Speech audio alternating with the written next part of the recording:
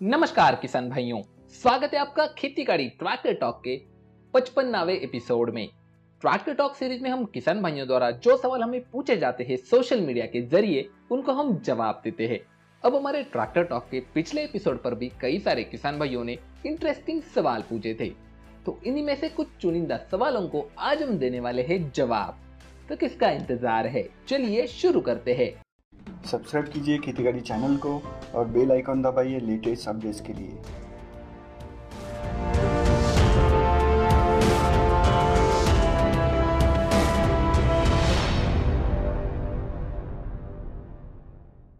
तो आज का हमारा सबसे पहला सवाल है संगीत खेरवा जी की तरफ से। सर, किसी ट्रैक्टर में ज्यादा टॉर्क जरूरी होता है या बैकअप टॉर्क, प्लीज एक्सप्लेन। तो सर, मैं आपको एक बार फिर से समझा देता हूं कि टॉर्क क्या है और बैकअप टॉर्क क्या है। टॉर्क यानी आपके इंजन द्वारा जो फोर्स लगाया जाता है आपके क्रैंकशाफ्ट को घुमाने के लिए, यानी जो आपके व्हील्स को घुमाता है, उसे हम बोलेंगे टॉर्क।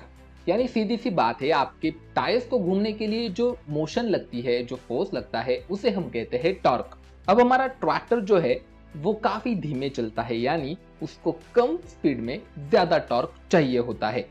तो आप ये सोच रहे होंगे कि जैसे जैसे हम आरपीएम बढ़ाएंगे वैसे वैसे टॉर्क बढ़ेगा। तो ऐसा होता नहीं है। एक्चुअली आरपीएम के साथ टॉर्क एक लिमिट तक बढ़ता है, उसके बाद अगर आप आरपीएम भी बढ़ाएंगे तब भी आपका जो टॉर्क है यानी आपकी जो पावर है वो कम हो जाएगी।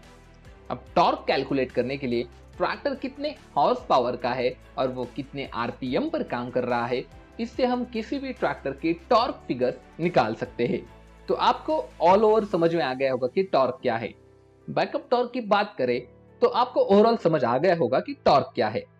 अब बैकअप टॉर्क को समझने के लिए आपको यह समझना होगा कि जैसे मैंने बताया कि एक लेवल आरपीएम पर ही टॉर्क बढ़ता है, जिसे हम कह सकते हैं कि मैक्सिमम टॉर्क। अब कई बार क्या होता है कि जैसे इंडियन कंडीशंस में ट्रैक्टर चलता है तो ट्रैक्टर को काफी ज्यादा टॉर्क की जरूरत पड़ती है, यानी उस आरपीएम पर जो आपको मैक्सिमम टॉर्क मिल रहा है उससे भी ज्यादा टॉर्क कई बार आपको चाहिए होता है। तो उस मैक्सिमम टॉर्क से भी आगे आपका ट्रैक्टर आपको पावर दे सकता है पीक टॉर्क तक। यानी कि मैक्सिमम टॉर्क से लेकर पीक टॉर्क तक आपका जो डिफरेंस है उसे हम कहते हैं टॉर्क बैकअप या फिर बैकअप टॉर्क। और ये टॉर्क हमेशा से ही परसेंटेज में बताया जाता है। ये भी हम कैलकुलेट कर सकते हैं, सीधा सा फॉर्मूला है newton metre divided by 100 into RPM. तो जहां तक बात है ट्रैक्टर में टॉर्क ज्यादा होना चाहिए या बैकअप टॉर्क ज्यादा होना चाहिए, तो आपको बता दे कि ट्रैक्टर का जो टॉर्क है वो डिपेंड करता है ट्रैक्टर के एचपी पर, सीसी पर, आरपीएम पर।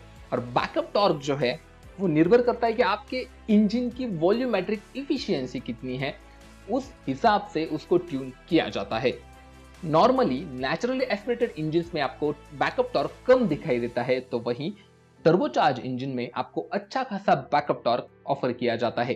तो अगर आपके इस प्रश्न को मुझे एक ही वाक्य में जवाब देना हो तो मैं कहूंगा कि ट्रैक्टर में अच्छा खासा टॉर्क होना चाहिए और थोड़ा बैकअप टॉर्क होना भी जरूरी है। तो संगीत जी, होप कि आपको ये समझ में आ गया होगा। अगर नहीं आया है तो कमेंट कीजिए, हम फिर से हमारे अगले वीडियो में आपको और आसान शब्दों में समझाने की कोशिश जरूर करेंगे। संतोषी राज हमसे फिर से एक बार सवाल पूछ रहे हैं, सर जी क्या पावर स्टीयरिंग नया फीचर है जिसमें चाबी बंद तो सादा और चाबी ऑन होने पर पावर स्टीयरिंग काम करता है बिना सिलेंडर के? सर जी, इसमें कोई फीचर वाली बात नहीं है, आप किसी के भी बातों में मत आइएगा। इसका सीधा फंडा है, पावर स्टीयरिंग में जब आपकी चाबी ऑन नहीं है यानी ट्रैक्टर चालू नहीं है तो आपका हाइड्रोलिक पंप काम कर नहीं रहा है, यानी कि आपके पावर स्टीयरिंग को मूवमेंट करने के लिए वहां पर कोई भी फोर्स नहीं है। तो आप अगर स्टीयरिंग घुमाना चाहते हैं बंद ट्रैक्टर में तो ऑफकोर्स वो काफी हार्ड हो जाता है, और जब आप ट्रैक्टर चालू करेंगे तो ऑयल का फ्लो भी चालू हो जाता है, तो स्टीयरिंग अच्छे से काम कर सकता है। वैसे रिकमेंडेड ये है कि आपको पावर स्टीयरिंग को इंजन बंद रख के ज्यादा चलाना नहीं चाहिए, यानी ज्यादा घुमाना नहीं चाहिए जैसे बच्चे करते हैं, वो थोड़ा सा प्रॉब्लमेटिक हो सकता है आपको इन फ्यूचर। तो फिर से एक बार बता दें कि पावर स्टीयरिंग में ऐसा कोई फीचर वगैरह नहीं है, ये तो उसका नॉर्मल बिहेवियर है, बाकी कुछ नहीं। अवधू गाते जी हमसे पूछ रहे हैं, hashtag tractor talk, mini tractor में सबसे अच्छा माइलेज वाला ट्रैक्टर लेना है, किसी भी कंपनी का चलेगा और घर का सब काम भी होना चाहिए, धन्यवाद। सर, मिनी ट्रैक्टर में घर के सारे काम करने के लिए, सारे यानी ट्रॉली से लेकर रोटावेटर तक, आप ले सकते हैं महिंद्रा जो 245 फोर व्हील ड्राइव या फिर Swaraj 724 FE four wheel drive. दोनों में ही आपको 2 व्हील ड्राइव भी मिल जाएगा, लेकिन 4 व्हील ड्राइव लेना थोड़ी समझदारी की बात होगी। लेकिन अगर आप इसी श्रेणी में एक पावरफुल ट्रैक्टर चाहते हैं, थोड़ी और ज्यादा पावर चाहते हैं, क्योंकि ये दोनों ही ट्रैक्टर्स 2 सिलेंडर इंजन के साथ आते हैं, तो आप जा सकते हैं फार्म ट्रैक एटम 26 और वीएसटी शक्ति MT 270। दोनों में ही आपको काफी अच्छा पावरफुल इंजन मिलता है। दोनों ही ट्रैक्टर्स में काफी अच्छी डीजल इफिशियंसी भी आपको देखने को मिल जाएगी। तो चारों में से कौन सा भी लीजिए, निराश नहीं करेंगे आपको। प्रीतेश एक किसान मित्र हमसे पूछ रहे हैं, सर जी मेरे पास 15 एकड़ जमीन है, कितने एचपी का ट्रैक्टर लेना सही रहेगा? हमारे यहाँ आयशर महिंद्रा ज्यादा चलता है और सर्विस भी अच्छी है, प्लीज रिप्लाई। सर अगर आपके पास 15 एकड़ जमीन है तो आप 40 से 45 हॉर्स पावर का ट्रैक्टर लीजिए, सभी काम आराम से कर सकते हैं। वैसे तो 35 से 40 हॉर्स पावर का ट्रैक्टर भी आपके लिए काफी हो जाएगा, लेकिन मैं आपको रिकमेंड करूंगा आयशर 380 जो हाल ही में लॉन्च हुआ है। दिखने में खूबसूरत ट्रैक्टर है, आपको पीटीओ स्पीड मिल जाते हैं, अच्छी खासी पीटीओ एचपी है। उसके बाद महिंद्रा में आप 275 एसपी प्लस ले सकते हैं, ये ट्रैक्टर भी बढ़िया है। 380 का रिव्यू भी हमने किया हुआ है, महिंद्रा 275 एसपी प्लस का भी हमने रिव्यू किया हुआ है, तो वो आप देख सकते हैं। संतोष मोहरकर जी हमसे पूछ रहे हैं, रेती ढुलाई के लिए बेस्ट ट्रैक्टर बताओ 40 एचपी से 42 एचपी के अंदर।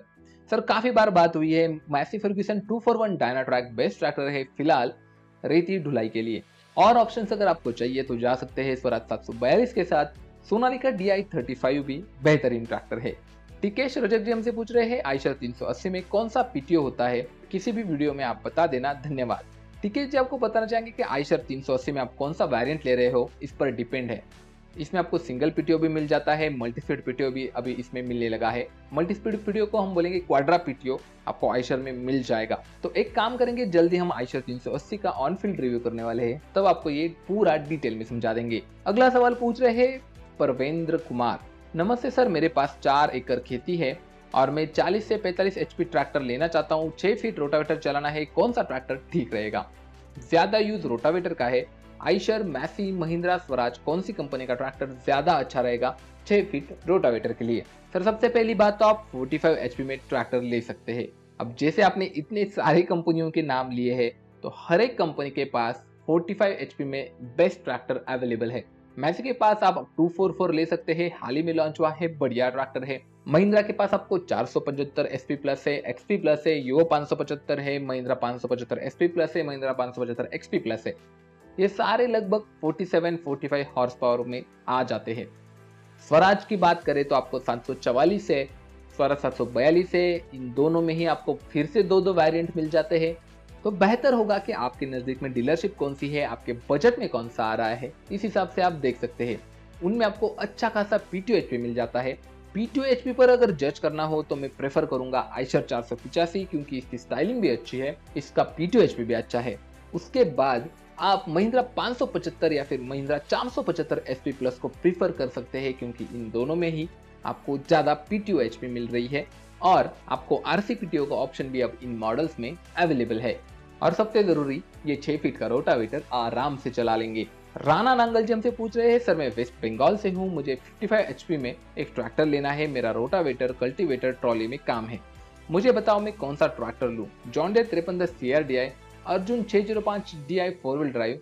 मैं आपका बहुत दिन से सब्सक्राइबर हूँ। सर आपको बताना चाहेंगे कि अगर आपने हमारे पिछले एपिसोड देखे होंगे तो कई बार जॉन डीयर 5310 CRDI और Mahindra Arjun 605 DI 4 wheel drive की बात ऑलरेडी हो चुकी है, लेकिन मैं आपको फिर से बताना चाहूंगा कि अगर आपका बजट अच्छा है, आपके नियर बाय में जॉन डीयर की डीलरशिप है, तो आप बेहिचक 5310 CRDI के लिए जाइए, बढ़िया ट्रैक्टर है। रामेश्वर सिंह रावत जी हमसे पूछ रहे हैं, सर मैं 10 बार सवाल पूछ चुका हूँ, ओके।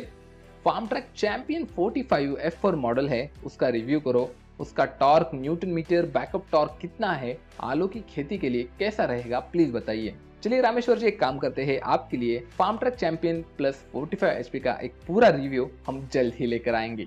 राणा मेरठ सिंह जी हमसे पूछ रहे हैं, सर मेरे पास 120 बीघा खेती है, गुजरात से हूँ, लेकिन मेरे एरिया में मिट्टी काली है और मैं दूसरा ट्रैक्टर लेना चाहता हूँ, न्यू हॉलैंड 3600-2 या 855 3 स्पीड वाला।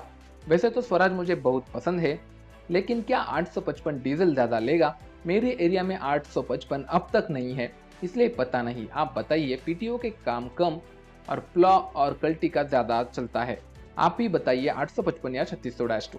राणा जी मैं आपको सबसे पहले बताना चाहूंगा कि स्वराज 855 एक डीजल इफिशिएंट ट्रैक्टर है, ये ज्यादा डीजल नहीं लेता है।